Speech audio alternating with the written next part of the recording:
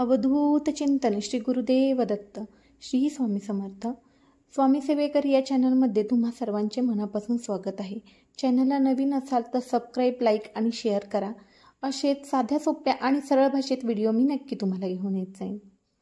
ते श्री स्वामी समर्थ महाराज अक्कलकोटमध्ये कसे आले, त्यांचे आगमन कसे झाले, हे आज मी तुम्हाला सांगणार आहे. श्री स्वामी समर्थ हे भगवान दत्तात्रयांचे अवतार आहेत. अक्कलकोट हे एक छोटे गाव आहे.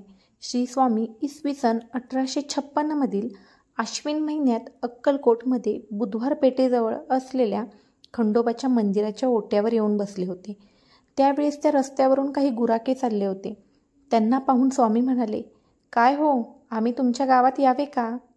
तेव्हा ते गुराखी म्हणाले, नक्की या, आमच्या घरची भाजी भाकरी खा. पण श्री स्वामी गावात गेले नाहीत. उशाशी एक दगड घेऊन ते रात्रभर त्या ओट्यावरच झोपून राहिले. दुसऱ्या दिवशी सकाळी स्वामी महाराज आल्याचे वृत्त समजल्यावर पुराणिक वगैरे सर्व मंडळी त्यांना भेटावयास आली. पुराणिकांनी स्वामींना आदराने आपल्या घरी नेले.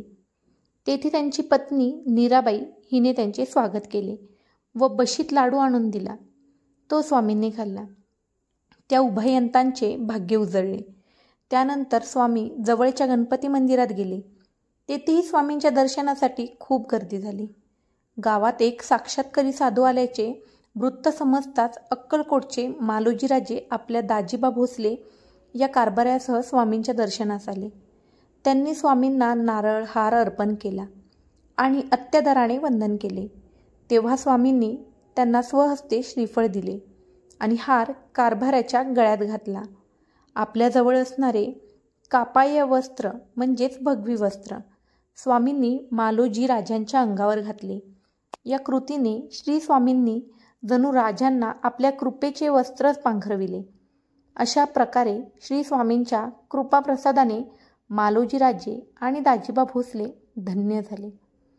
त्यानंतर श्री स्वामी तेथून निघून नगरेवेशीवर असलेल्या एका ओट्याजवळ जाऊन बसले.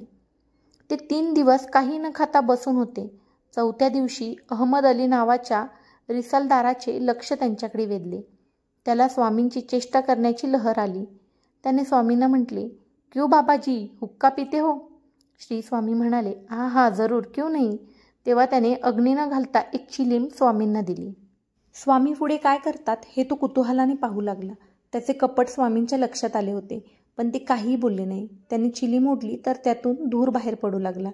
हे पाहून रिसालदार घाबरला. हे कोणीतरी सत्पुरुष आहेत, आपण उगीच त्यांची परीक्षा घेतली या विचाराने तो त्यांना शरण गेला.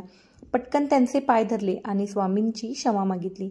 त्याच्या मनात स्वामींबद्दल भक्तिभाव निर्माण झाला. श्री स्वामी समर्थ.